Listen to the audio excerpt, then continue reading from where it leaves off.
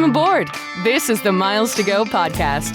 And now here's your host, Ed Pizza. Hey guys, welcome back to the Miles to Go podcast. For a brief moment in time, I am back home while my dad is still recovering. The upload speeds were horrible at his house, so we have brought the podcast back to the house. I'll be headed back over there shortly. Richard is back home as well, as we can see by the lovely Peloton in the background, sporting his built gear and desperately in need of a shave. So if you're not watching on video, all the things you are missing out on. How are you, Mr. Kerr? I haven't shaved my face since the day I left the Navy in October of 2017, and I don't plan on doing it again. Well, if that's how long it's been, you should definitely have a cat lick the whatever the remnants are of that off of your face, because it's looking awful scruffy. You need to be able to grow some stuff. We have a little one next to me for everybody listening. Ah, look at that. We get both kids on the pod. Put it here. Say hello really quick to everybody. Hello, Mary. How are you? Welcome to the pod. Have a good day at school. Oh, Daddy. okay. Just laughs and giggles. That's all we get. He. Thanks, everybody, for listening here to the Miles to Go podcast, where we have 7-year-olds give you the knowledge you need. And that knowledge is he. This is 7-year-olds and Richard's daughter. Yeah. All right. So today we're going to talk a little bit about my credit card strategy because we didn't get to cover it last week. We're going to talk about Richard's new status and whether that means he's switching airlines already just a few weeks into 2024. We're going to talk about the 737 MAX, and we're recording a bit early this week. We're recording on Thursday, so the MAX 9 may fly by the time we release this episode, and then a little bit of a loss on Venture X if we get that far. So. Did you listen to last week's episode where I said the line about I just booked my family on the United flight for the MAX 9, the very comfortable flight, and then like the next day that happened, and I was like, oh, of course. Yeah, we were having that discussion about timing on the pod and when to launch and when to record and how to do social, and it was like, with travel, it's really hard to book these episodes too far ahead because things are always changing. And yeah, I listened to that when we were going through edits because I thought you said it during the show. And then when Jeremiah sent me back the first version to listen to, I'm like, oh, that didn't age well. Yeah, so now we're trying to get them off that, although I don't think the time of recording their flight is still 5 days away. I don't think they'll be back in the air by then, but we'll see. Yeah, that's what we're going to talk through here in a bit. We are powered again this week by Thrifty Traveler Premium, and we're going to talk a little bit about that. I actually made full use of my subscription yet again this week for a summer trip. And we'll only talk briefly about it because I don't have the whole thing booked yet. But I did book something a little tasty yesterday, Mr. Kerr. I don't even think I told you. I don't think I put it in the group text. Summer travel this early. Well, I know. Well, my son's had a passion about one thing, so we're going to talk about that here in a bit. But from a housekeeping standpoint, he is at Kerr Points on all of those social media channels. I am at Pizza in Motion. If you want to text us or leave us a voicemail, that's 571-293-6659. You can shoot us an email, ed@pizzainmotion.com. And we have a giveaway today. We're going to be giving away a couple of Thrifty Traveler Premium subscriptions, one annual subscription. And we'll talk here shortly about how you qualify for those. So let's talk a little bit about credit card strategy, though, because I did not get to cover mine when we talked. Where is Pizza putting his spend in 2024? Yep. So I did apply for and I received the Cap One Venture X for Business credit card, which has a very tasty 150,000 point sign up bonus. So I do intend to hit that in the first half of the year. However, I'm about 25,000 loyalty points away from Executive Platinum, which, even though I said maybe I would go for it, you and I both know that I would go for it. You were correct. So first 2 months of the year, I am putting some unbonused spend on my Aviator card. And then once I finish that, I think unbonused spend is going to be a split early in the year between my World of Hyatt business card and that Cap One card. I love the flexibility that Cap One gives me for things like Disney trips and stuff like that. I don't love the fact that it's difficult to use overseas. I don't love one of the benefits that we're dropping, which we'll talk about in a little bit. And I also want to hit 150 nights with World of Hyatt this year based on all the new milestone rewards they have. I've promised my wife a stay at Miraval, and by golly, we're gonna get there 150 nights. So I think the first half of the year, that's where a lot of my focus is going to be for my unbonused spending on the business side of things. On the personal side of things, I gotta say, I'm just waiting for someone who shall remain nameless to tell me what I'm going to get for milestones for my built status. And when I get that information, I'm definitely going for built platinum. But it's, will I push quicker, or will I put more spend on? Man, it's all up to this one person. A lot of meetings as we speak about getting these solidified where we want them and rolling them out. So coming to you very, very soon. Cool. All right. Well, then I want to talk about your newest status, but let's talk a little bit about our giveaway this week and our sponsor. So Thrifty Traveler Premium is our sponsor again this week, and we have a code GO10, which will earn you $10 off your first full year of annual membership. Deals this week, and I'll leave the best one for last because it's the one that I took advantage of. But we had some awesome deals to Cancun. 20,000 miles round trip on Delta was pretty sweet. They sent out a couple of the deals for the United mileage promo thing, which I wasn't wild about. Like, they weren't bad deals, but they're mostly coach deals, and I don't really want to fly to Europe and coach. They had a really great deal for Tahiti, flights for under $400 to Iceland, but the pièce de résistance, Mr. Kerr, the cherry on the sundae for me was Dallas to Tokyo on American Airlines for 60,000 miles one way summer travel. And I booked our family of 4 using my American miles from Dallas to Haneda. I haven't gotten positioning flights. I couldn't get it to price in Dulles or DCA or BWI. So I do have to add on, that segment in coach from here to Dallas. But I have 60,000 mile one-way flights to Tokyo, which for the whole family, which I think is a screaming deal. Screaming deal. And to Haneda as well, my favorite airport in the world. I have never flown into Haneda. Oh, it's just lovely. Go to the observation deck, see all the things, man. Super jealous. Oh, that's a great deal. I will do all the things. And yeah, that's a deal that I got from my Thrifty Traveler premium subscription. It went quickly. Like, these were up and gone in, I don't know, span of an hour and a half the inventory went. So, you would not have, unless you were just incredibly lucky, you would not have found this deal if you weren't subscribed to one of these services. And, in this case, I'd expect to pay at least 100,000 miles one way on, say, United. So, that's, call it, 300,000 miles that I saved having my Thrifty Traveler Premium subscription. So I'm going to call that a strong win. Definitely worth the value of what I pay for it.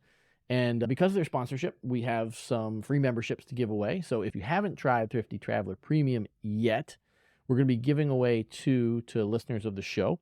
Easiest way to enter is to make sure you are subscribed to our YouTube channel. We will have a link in the show notes to do so. Send me a text, send us an email, DM on any of the social media channels, a picture of you subscribed to the YouTube channel, which we're trying to build right now, and we will enter you in a drawing for Thrifty Traveler Premium, which we will be giving away not next week, but the week after. So you got about 10 days to get it taken care of. Just click on the button. I hope you don't unsubscribe afterwards, but certainly there's no way for us to check that. So just click the button. Miles people gaming the giveaway. No, that would never happen. Yeah, right.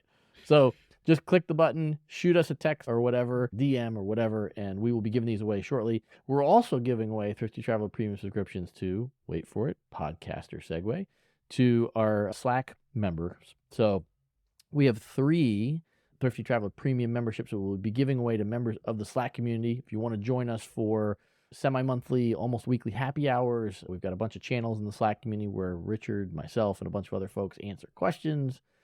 We're working on quarterly meetups. We've already done one. It's a fairly nominal fee, about the price of a grande chai latte at Starbucks right now to join us. Oh, there's your tea. Spill the tea, as Thomas did when he brought it to you before the podcast started. Right on my leg. But we will be giving away a couple of those, 3 of those to community members as well. So Thrifty Traveler Premium all over the place this week. You can earn a free membership either by signing up for the YouTube channel and shooting me a note and winning a drawing there, or sign up for the Slack community and we'll get you over there. So thanks again to Thrifty Traveler Premium, not only for sponsorship of the show, but for securing the one place my son wanted to go this summer, which was Tokyo. My son has dyslexia. He hates writing, like with a white-hot passion. And when I told him that we booked the trip to Tokyo, I said, all right, so now I need you to start texting me ideas for things you want to do. And my wife starts laughing, and my son runs out of the room, and then he comes back in and he opens up his computer and he already has a Google Doc. And there's like a page and a half of stuff that he, like the kid that doesn't like to write has a page and a half of links and everything he wants to do. Japan will have that effect on you, ladies and gentlemen. A fantastic and wonderful place to go and visit. It will. It will. All right, Mr. Kerr, let's talk about whether you have a new airline or not. I know you have new status. It's just a question of whether you have bailed on United yet. For who? Who is the new airline? Yeah, JetBlue, who has a brand new CEO. Yep. The first woman CEO of a major U.S. airline as of a couple days ago.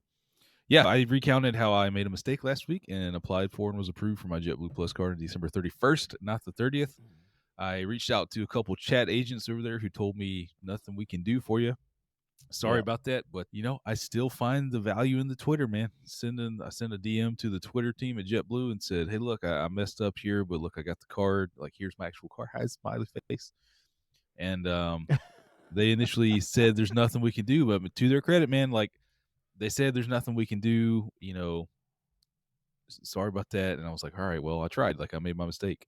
Unprompted, 2 days later, I got a message back from the same agent that said, hey, we spoke to our loyalty team and we're happy to honor it for you. And sure enough, I logged in and Mosaic 3, the 4 moved to mint tiles back. And I was like, well, daggum, that's some awesome service right there. So, yeah, nice. Man. And I'll tell you, I looked at the flight prices and times for my first trip to New York, which is this weekend. Actually, by the time you're listening to this, I will be in New York City. Dude, JetBlue was $79 and even more space seats.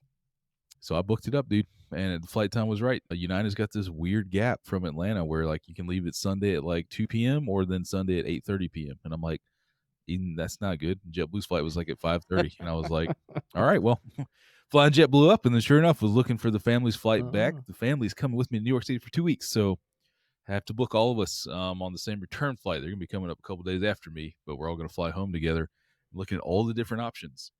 Delta Sky Miles, like 18,000 miles a person. United Miles was up to like 19,000 miles per person. Then you click in the results and it's 19,000 miles for the 6 a.m. flight. And the flight that he actually wanted to take was like 24,000 miles per person. JetBlue out of LaGuardia, 6,600 TrueBlue points per person. And then with my Mosaic status, we all get even more space seats. And I was like, well, we're all flying JetBlue home from LaGuardia. So I was like, all right, well, JetBlue made that move. I immediately rewarded them, not only because of their flight times, but the price with revenue they wouldn't have gotten anyways. And then I've just got United 1K status sitting there. And then I'll be honest with you, man, I am very excited about flying into LaGuardia and out of LaGuardia instead of Newark. So we won't have lounge access in LaGuardia, but dude, I was really thinking about that yesterday. Like, do I care that we won't have lounge access at LaGuardia? Like, I really don't care. Like, I just don't care. I mean, like, I myself can walk into the Centurion Lounge and get myself food, but that's kind of it's not really a nice move. But there won't be any protein there anyways. Like, it'll just be salad and cookies. So lots of starch. No, there'll be some starch. There'll be some mashed potatoes some or something like that. Some lemon risotto. Risotto. But I was like, I really don't care. So, man, Bill picks up my flight, but then I pay for my 3 family, right? So 18,000 TrueBlue points total for us to fly even more space seats on probably a brand new refitted interior A320, like all day, man. Like, it's just no brainer. So caveat, JetBlue has operational issues. So I will be keeping a close eye on my inbound flight. Yeah. I'll be keeping an eye on it and on all the flight times and inbound aircraft, and fingers crossed that they got some things solved this year. But otherwise, man, I went with the JetBlue, but shout out to those guys. Again, unprompted, 2 days later, came back and she said, hey, we got it for you. And Does this decision come down to operational performance then at this point? Because I know that LaGuardia is a lot easier for you than the Newark because you hate taking the extra time for the train. Yep. So, does this come down to operational performance? I can't imagine it comes down to lounge access. You and I have had this conversation, and I understand with New York and timing why the lounge is certainly helpful, but I have to imagine that you'd forego the lounge access if the times work better. Yeah, I would. It is going to be a pain. So you can still get into the American Admirals Club until January 31st on JetBlue marketed flights. But since they've unrolled that partnership, that will end, which means in Atlanta, I will not have any lounge access. That's going to be a problem for morning flights because my routine is just to get to the airport, run in the lounge, grab breakfast. That is like, I've got my airport breakfast check emails and then run to the plane. It would be kind of a pain to lose that. But again, if it's like the flight time's better or the price is right, or there's no extra comfort seats left on United, but I can book even more space on JetBlue, like, yeah, it's going to come down to reliability. If I hit a few bad delays in a row on JetBlue, then I won't be able to fly them because the time is just too important to me. But it goes back to what I talked about a few episodes ago with 24, man. Like, everybody's like, you're United 1K and you're not flying United.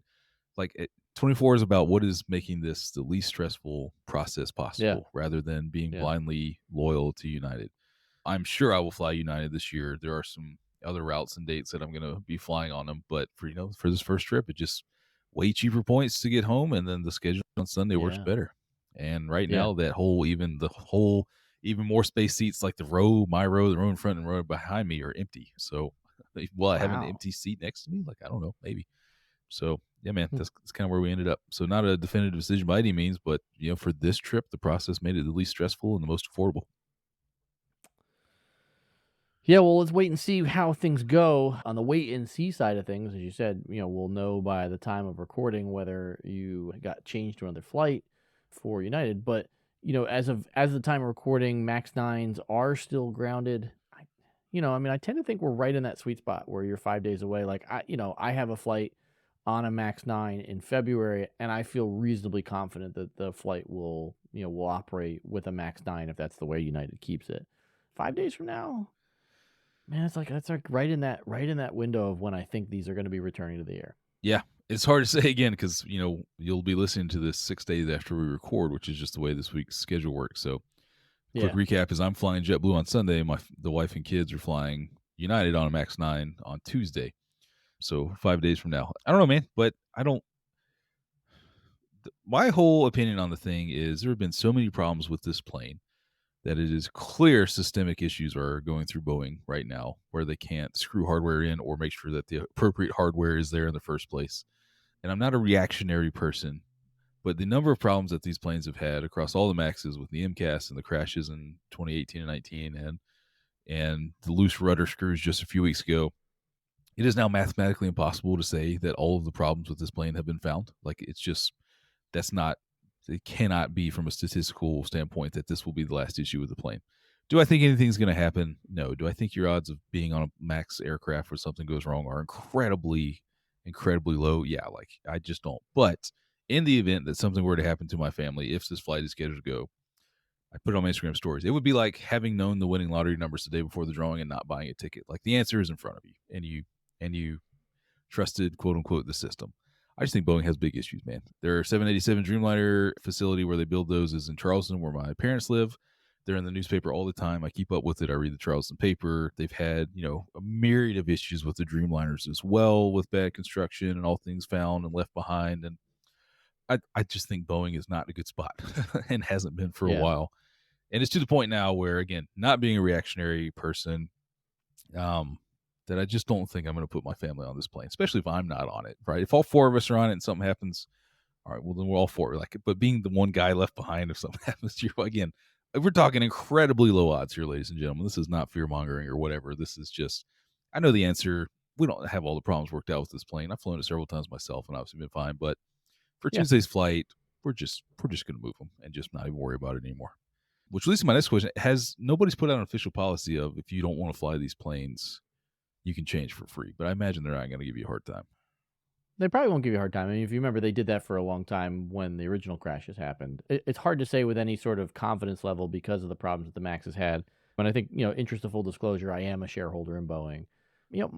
My personal opinion is I'm sure this isn't the quote unquote last issue because airplanes are incredibly complicated vehicles, but I just tend to think that with the number of things that's happened with the MAX, I generally tend to think that we're probably far past the worst of it, in just that, like with any of these sort of inspection orders, what you're going to see is, obviously they're going to check the fasteners on the plugs, but I've heard rumors of other things that they're requiring at this point, or suggestions they're putting out in equipment bulletins and stuff like that. So, along with whatever they're doing internally in their facilities to check these things, I just think that we're probably moving to a better place with the MAX than a worse place. To your point, there may still be something they haven't uncovered yet for sure. But fortunately or unfortunately, with the number of problems the plane has had so far, there's been a lot of scrutiny on this plane by the FAA, by Boeing, by the airlines, and they still missed I it. mean, That's kind of my whole point. Is like you've got they did, but this is I mean, think about this issue. I don't know enough about the decompression issue. Split the baby here for a second. The decompression issue and the light going off 3 times and that not being a disqualifying event for the plane to continue flying. Like, I have some real concerns with that. And I'm not an aviation expert when it comes to FAA stuff, but like if the only remedy when the decompression light goes off is that, okay, this plane can't fly ETOPS anymore, that doesn't seem to be a serious enough remedy the second or the third time that you get that warning. Like the second or the third time, you need, like, there needs to be something like, hey, this isn't random. But like if you think about the way like this plug is installed, covered up by interior and not a working exit or anything like that, like it really shouldn't have issues in the field. And the plugs have never, to my knowledge, had an issue like this before, because this isn't the only plane with the plug. The 900s have had plugs for a long time. Some of the stretch Airbuses in the 320 series have plugs. So like it's not a new thing, but we've never had one blow out. So I don't know. I mean, I feel like I'm not going to say that this was random, because clearly there was a series of events that could lead to it. It happened, but it is something that I would imagine would escape scrutiny on random maintenance checks, because it's not like if it was an exit window, that the exit window goes through maintenance checks. I don't know how much the plug goes through. I imagine it's significantly less than the exit row window, because it's a plug. It's not meant to be a functioning part of the plane. What do you think about nobody being in that seat? The look of that, like that's unbelievable. 170 out of 174. So one of 4 empty seats on the plane, man. And if they didn't have their seatbelt on, I mean, it's just, like the fact that this wasn't a tragic event is just a godsend, honestly. Dumb luck. Anytime you avoid disaster by dumb luck, that's not a good place to be in. No. I'll tell you, I do purposely always keep my seatbelt fastened when I'm sitting on a plane seat. The only time I take my seatbelt off is if I'm getting up to go to the bathroom. My seatbelt is always fastened, because you never know what the heck fire is going to happen. Yeah. I remember some turbulence many years ago where I hit the ceiling twice when the plane dove while I was in the lavatory, and it taught me, like, to your point, just keep the seatbelt. Yeah, just keep the seatbelt. It's not a big deal. even if it's on loose, it's going to keep you from ending up on the wrong part of the airplane. Dude, there were lap infants on that flight that were not buckled in. There were unaccompanied minors who probably need. If I was on that flight, I would need serious counseling the rest of my life because of that, catastrophic event, and that, again, only by luck that everybody on that plane is still there. But dude, man, I'm telling you, we used the CARES harness for my kids as soon as they were old enough to be both. Check it out, the CARES harness that buckles them into their own seat. Do it. Yeah, I always thought about that when I was holding the kids in the back of those Southwest flights. Like, man, what's going to happen if I kind of doze off here and don't have a tight grip on this kid? Not that a lap infant ever lets you fall asleep, but you know what I mean. I don't know, man. Fair point. Yeah, we love the care harness too. I definitely recommend it. I get why, and we did lap infants too.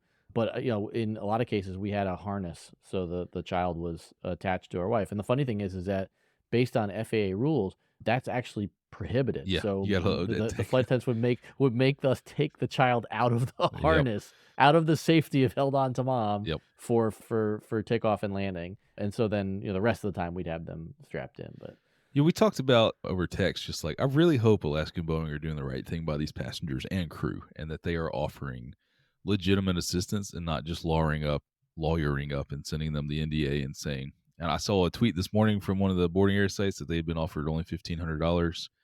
No idea if that report is correct, but let's if I'm the CEO of Alaska, I'm on the phone to each one of these passengers and I'm saying, here's what we're going to do for you off the bat. There's still some things that got to play out from an inspection, all this kind of standpoint. But for the time being, here's a counselor's direct number. It's at our expense. And Alaska turns around to Boeing and says, you guys are paying up for this, by the way. But I really hope they're not doing the lawyer up thing and taking care of these folks, because that is a traumatic event to happen, especially if you're sitting anywhere close to that and the rest of the time you're in the air, you're just looking at this gaping hole while you go down to land, man. That is terrifying, and I hope those people are getting taken care of. Yeah, rapid decompressions are rare and scary as hell, and I hope I never have to go through one. Nope. All right, let's touch base real quick on one thing with the Venture X card, and then we'll get on out of here for this week. So one of the benefits of the Venture X card when it launched was Hertz Platinum status. The card is losing Hertz Platinum status later this year. President Circle, right? President Circle Platinum. God, we wish we had Platinum. I'm we had obsessed Platinum. with getting my Platinum status back. We wish we had that. I even typed President Circle in the notes and I corrected myself. Man. So, the thing of it is that my opinion when I initially thought of this was, it's not that big of a deal. And then the more I thought about it, I thought of two things. First off, I could never really tell if I have President Circle status because of my Venture X right now, because I had President Circle as a soft landing from when I lost Platinum. So there's that. And the partnership with Hertz has never worked great with the Capital One. But I remember a number of times during the peak of when travel was its busiest in, call it late 2022, early 2023, where I would get to Vegas and the gold aisle would be completely empty and we'd be waiting in line, and there'd be a President Circle line, and there'd be a 5-star line, and there'd be a gold line. And I was getting a car 30 minutes earlier than somebody else who was still waiting because of that status. And there were even times in smaller stations like Reno where my employees who were gold couldn't get a car, and I could get a car because I was President Circle. So I did see some value out of this. I don't know where you ended up on it. I honestly am such a national guy that I rarely mess with Hertz. I don't really agree with a lot of things that they've done from we can't stop arresting our customers, wrongly arresting our customers because of the whole car getting extended, being reported as stolen. And that still continues to happen. And so I'll be honest with you, man, I think in the last 2 years, I have not rented from Hertz. Of course, that stuff is valuable if you go and you rent from Hertz, and because of those, and even just skipping the line or getting a better car or being able to pick from the nicest cars if you need like a minivan or SUV for a trip for a family or something. Immensely useful it is. I just haven't used it in a couple years. Yeah. Yeah. I mean, it's certainly not the thing that would make me choose to get rid of the card, but it does erode some of the value for me on why I keep the Venture X. And I have a personal one and a business one. And I think, clearly I'm getting closer and closer to canceling one of them. I don't think I need to. I think I'll use one for business, and I don't think I'll use one for personal spend. So I think it's just another story in Capital One Venture, like when that thing came out, right? It's just too rich. It's not sustainable. And we see it continue to take cuts, which I think we all predicted. So, well, I guess we'll see what happens with that card. Still carry it. I got the new $300 credit to use. That's got to be used through the Capital One portal. So actually was looking at how to use that for our Europe trip for one of our hotel nights we need. Yeah, it's actually pretty easy. It comes up like one of the first bookings I made. It popped up as a radio button. Do you want to use your $300 credit? Yes, no. So it seems to be pretty straightforward. But we'll see. We've got a full year to see if we get the value out of it, and a full year to plan out a bunch of travel, man. And I think we're both sort of not 100% sure where we'll end up. I'm definitely trying to travel less this year. You're trying to add your 7 millionth elite status to the row and switch airlines for the 4th time in 2024. Hey, man, I think it just speaks to what these airlines are doing, where there's just not a differentiating factor. Price and schedule. Yep. Price and schedule. Price and schedule. It's what it comes down to for us. I'm trying to travel less solo, I'll say that, and much more family. And so far, we've got a plan, man. I mean, we're gone 3.5 weeks through the first half of February, and all 3.5 weeks, all 4 of us will be together. So I'm excited about this year. Yeah, well, I'm definitely excited about the Tokyo trip. I haven't done any planning yet. I'll have to talk to you about it, pick your brain, get some must-dos. Hope you enjoy the time in New York. I'll still be on the ground taking care of my dad until next week, and then I have a very short trip to Vegas. First time on a plane in 2024 is going to be, shockingly enough, Vegas. But interestingly enough, on the way back, if everything goes as planned, I think I'll be flying a Gulfstream on the way back. So more on that. Yeah, so you sure wear your fancy pants for that. Can I borrow yours? I don't have any fancy pants. That makes 2 of us. All right, well, lots more to come on the travel that we've got to get booked for summer, which airline Richard's going to be moving to next, and what the year looks like for me is what will almost certainly be my last year as Global Services. All that and a whole lot more. Don't forget to register for the giveaways for Thrifty Travel Premium both subscribing to the YouTube channel and joining the Slack community. All that and a whole lot more until we upload again. We've got miles to go.